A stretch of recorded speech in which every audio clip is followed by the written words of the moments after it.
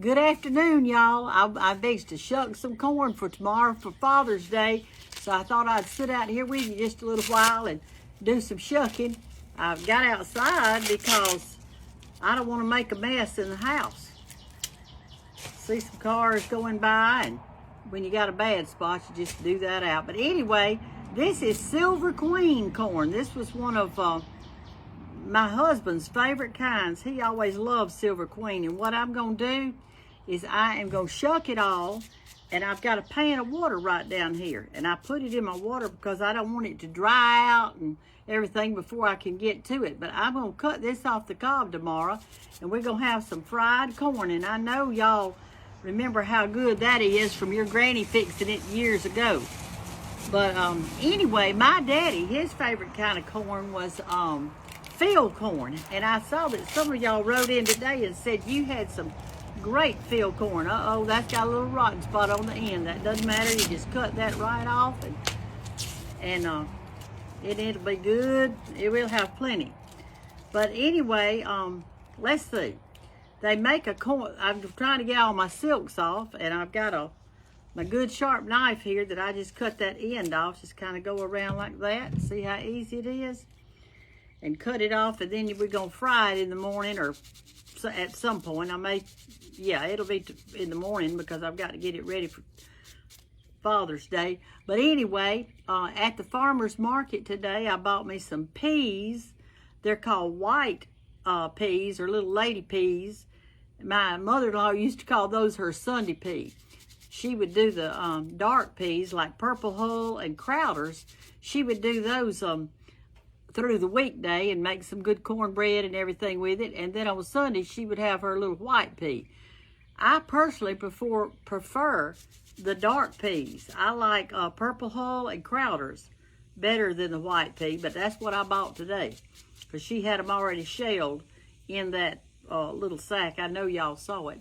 See how pretty that is? That's some pretty corn. It's called Silver Queen. And then somebody else wrote in today and said that their stuff in their town up north is not ready yet. Said they just didn't have anything ready like this. But it won't be long that you will have something ready. You can be eating that. But our stuff is coming in right now. The okra, everything's coming in good down. Y'all hear that motorcycle going by? Oh my goodness, that's a man, and it's got a woman on the back of it. They're gonna be sunburned for sure today.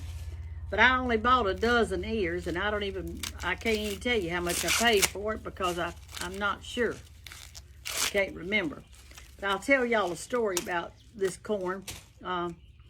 When I was a little girl, 4 years old and younger, we lived in a house that didn't have any electricity because back then, in 1946, if you lived way in the country, you may not have electricity. So, and we didn't have any. So Mother had a wood stove, and she would cook on that wood stove and everything every day. And Daddy would work in the back field, which you could see the house. It was behind the house. It was a big field back there, and he had a garden and everything, so he was working. Well, one day, he was over there working.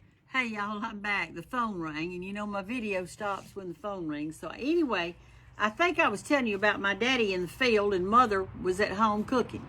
Well, he would watch the smoke coming from the old wood stove, coming up in the daytime and everything. He'd get so excited because Mother would always cook a big lunch for him. And lo and behold, he didn't see any smoke coming up that day. Well, he stayed in the field and worked, and he got madder and madder. He just got furious, thinking that Mother wasn't cooking anything. So he went home, stormed in the kitchen, and remembered that they got electricity, and she was cooking on an electric stove. I had some parents that they were married 65 years, and which is a blessing. And I was married 50.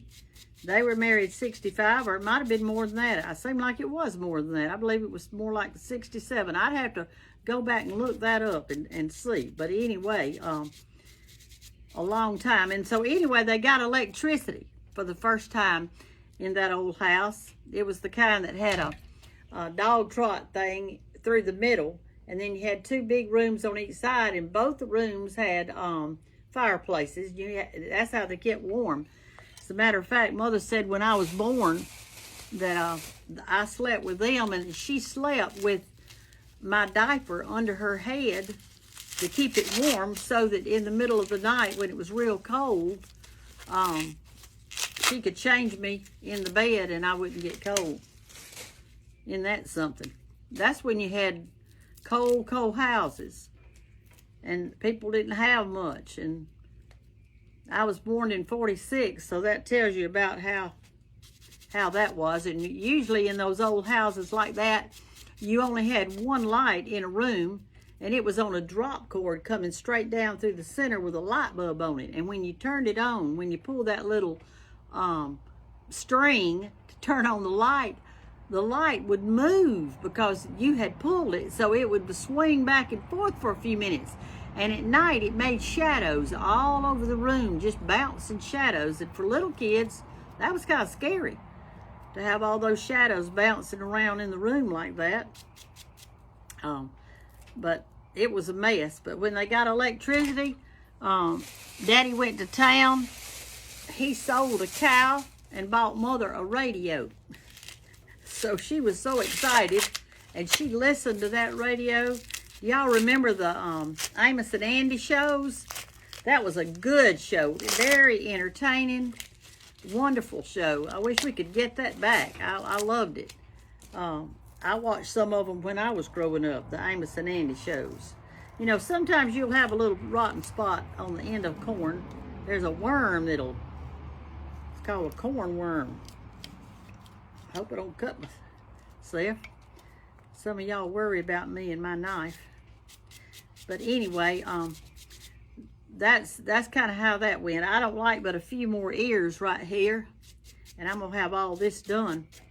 There's a lot of corn farmers around Andalusia, Alabama. They grow all kinds of corn, from field corn, Silver Queen, and there's one now that's called Silver King. I hadn't tried it. I'm gonna cut this off the cob after a while, and y'all can watch that. I only got a few more ears. I'll let you go, and I'm gonna finish up, and then I'll let you watch me cut it, okay? Talk to you in a few minutes. Okay, y'all, all the corn is shucked, is ready to cut off the cob. So what you need is a really sharp knife. So I'm gonna sharpen mine. I wanna make sure it's good and sharp, because if you're cutting corn off, you don't wanna have to saw too much. Get it sharp. All right, what this is gonna be called in the South, what we call it is fried creamed corn. Fried creamed corn. Wax the knife off a little bit. I'm gonna show you how we do it. Some people have what's called a corn cutter, that you can just take that corn on the cob and just pull it through that corn cutter and it'll cut it off. But I don't use that, and the reason I don't is because it cuts so deep into the corn that you get a lot of that husk in there, so I don't want that. So here's what I do, and I do hope you can see. Let me put the first one right here. What I do is I just cut the very tip off the corn. See there what I'm doing?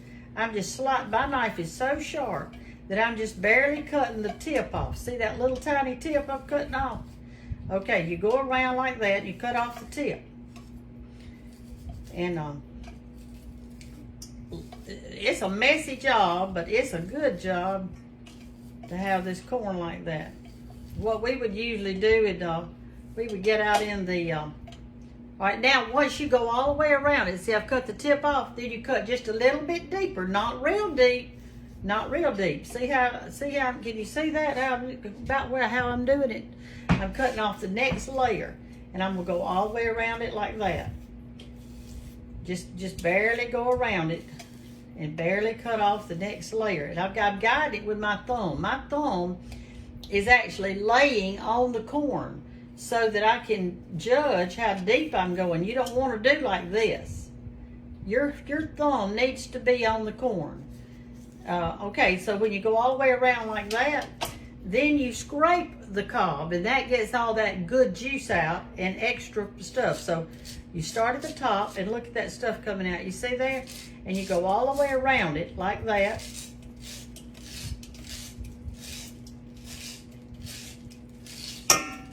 And I didn't get any of that husk in there, not a bit of it. You want to get every little bit of that corn.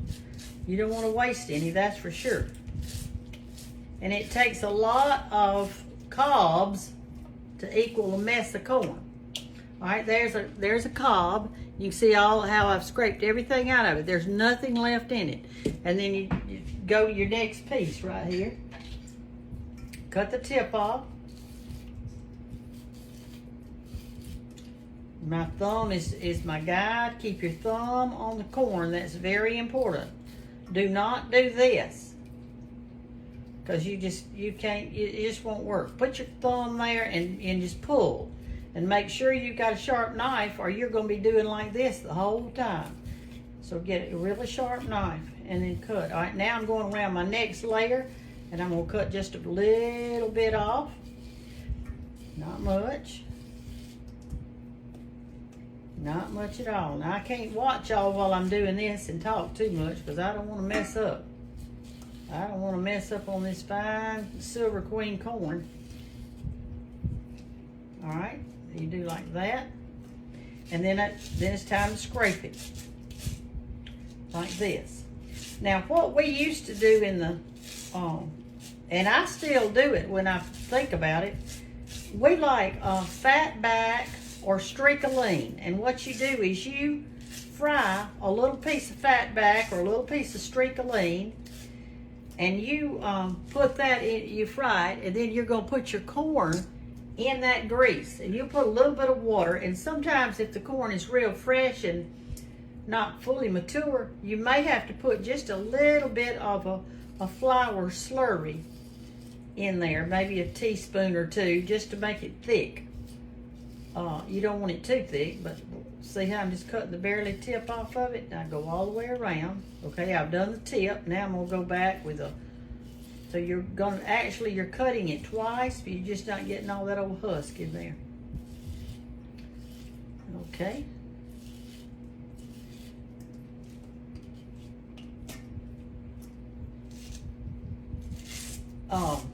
When we grew corn ourselves, we used to have a big garden. We'd grow corn, and George would go out in the morning when it was real cool, and he would pick it. Then we would come back and shuck it. And when you shucked it, we had some big 5-gallon buckets out there that we would put the corn in that had water in the bucket. It had water in there. And that's to keep it from drying out. So you want your water in your bucket. If y'all got a lot to do, don't let it just sit out. And if you're working outside, which we always did, it would really dry out. So we don't want to do that. But anyway, what I'm going to do now, I'm going to leave y'all. I hope you've seen how to cut the corn off. And I got several more here to cut off. It's not a quick job, but it's worth the effort. It is worth the effort. And it's going to be mighty good tomorrow for our Sunday lunch. For Father's Day. My father lived to be 92. And you know, people today, and I know you millennials out there, y'all saying don't eat this and don't eat that, you're gonna die young and all like that. Well, my mother and daddy ate fatback and eggs and whatever else they wanted. They ate anything they wanted. And they lived to be ripe old ages. And I think the reason was, yes, they ate, but they worked. They worked. They didn't sit down all the time and play on their phones. They didn't have phones. They got up in the morning, they made their bed, they got their housework done, and then they went to the field or the garden and they worked. If it was winter time, they chopped wood and they worked. So that's the reason they could eat anything they wanted to. The reason we can't eat anything we want to is because we're just sitting around. Well, some of you are. I'm not. I don't sit around. I try to stay as busy as I can. But listen, I'm gonna go now, and I'll let y'all see the finished product in just a minute. Okay? Bye. Okay, y'all, got all the corn cut up. I want you to see what it looks like. I put about a fourth a cup of water in it. And I fixed to put this in the refrigerator. This was a dozen ears of corn. And so it's going to make a nice bowl. And I'm going to put some seasoning in it tomorrow, and it's going to be mighty good. I'm fixing to throw the shucks away and go blow off the porch out there where I made a big fat mess. And then I'm through for today. Talk to y'all tomorrow. Bye-bye. Good morning, Facebook friends. It's Sunday. Happy Father's Day to all you men out there who are fathers. And I hope you just are doing good with your children today. I hope you have a wonderful day. I'm cooking a little dinner for the girls today, and we don't have any men gonna be here today, so we're just gonna cook for the girls. So let me turn you around a little bit and let you see what we're doing. You remember yesterday I shucked that corn and was getting it ready. Well, today what I'm gonna do is, this is called creamed corn, but it's fried. So you cut everything off, all the cob, all your kernels and everything, and I've got it in I let it sit overnight because I knew I wasn't cooking it until today. And so anyway, I've got the corn all cut off, and I'm going to put in about 2 or 3 teaspoons in this to make it just a little bit thicker. And if it looks too thick, then I'll add just a little water. So let me do that. Let me put in a few little teaspoons here. I'm going to put 3 teaspoons of a plain flour. Now in my skillet right here, I've got some, I fried 2 pieces of bacon. Now I have done it with fat back. I've done it with streak-a-lean. I love both of those. But today I didn't have any, so I'm just using my bacon. And I've got it fried in my pan. I think that's going to give me enough grease. You don't want too much. Can you see down in there at my bacon doing? And while we're over here, look at these. These are those little peas that I bought yesterday from that lady that was selling selling peas. And these are called those little, I think they're called cream 40s. They're little, that's, Miss Gantt used to call them her Sunday pea. They're like a little white pea, little green pea. I prefer the dark ones, but these are going to be delicious today. And I cut me off a piece of ham to go in it. And that's what I'm going to season with it today. So we're going to have the green peas and everything. All right, now I'm going to take my bacon out of my pan right here. We'll just eat that for breakfast or something. And I'm going to put in my corn. Now, like I say, I may have to add some water to it. Oh, and by the way, the reason I'm not cooking my corn in a black skillet is because the iron in the skillet turns the corn like a dark gray color, and I don't like that. I love my black skillets, but I don't cook corn in a black skillet. I cook it in stainless steel, and that's the reason I do that. You know, they say that a long time ago that people didn't have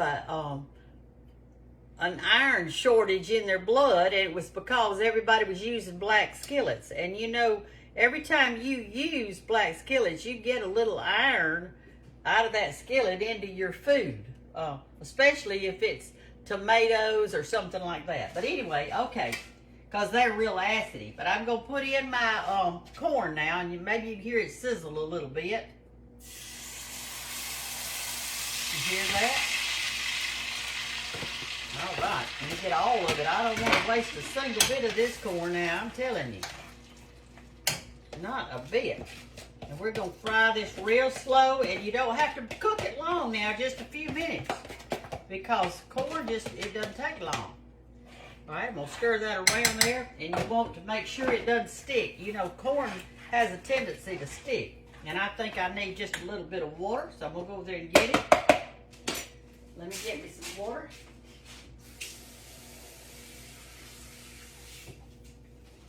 And put it in there, and then that little flour will thicken up. Okay, I'm going to cook my corn now. You want to keep it on a kind of a low heat and let that corn cook in there with that good bacon grease, and it will be good. You remember I bought a dozen ears, so let me let you get over here and look in the corn now that I've got it in the pan. The bacon grease is going to be in there. I'm going to put just a little bit of salt, not much. I'm going to salt to taste, and that's going to be about it. I'm not going to put much in there. I just don't want a lot in there.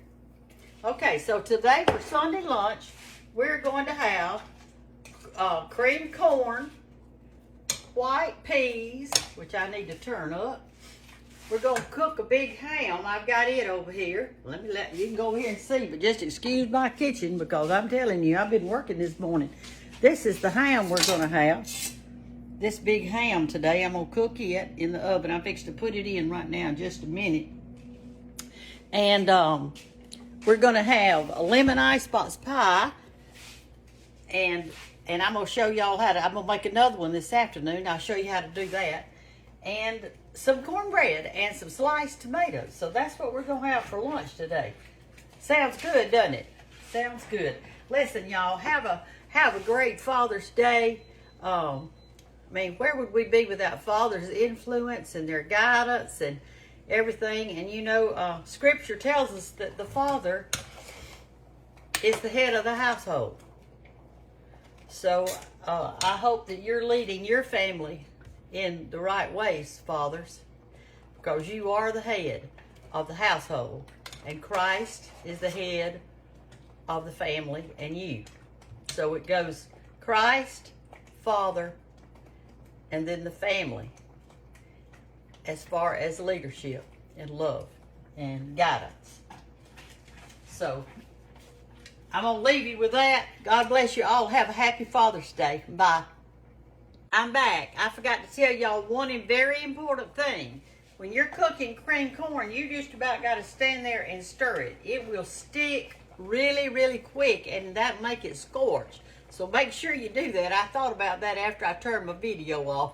Okay, last time. Bye.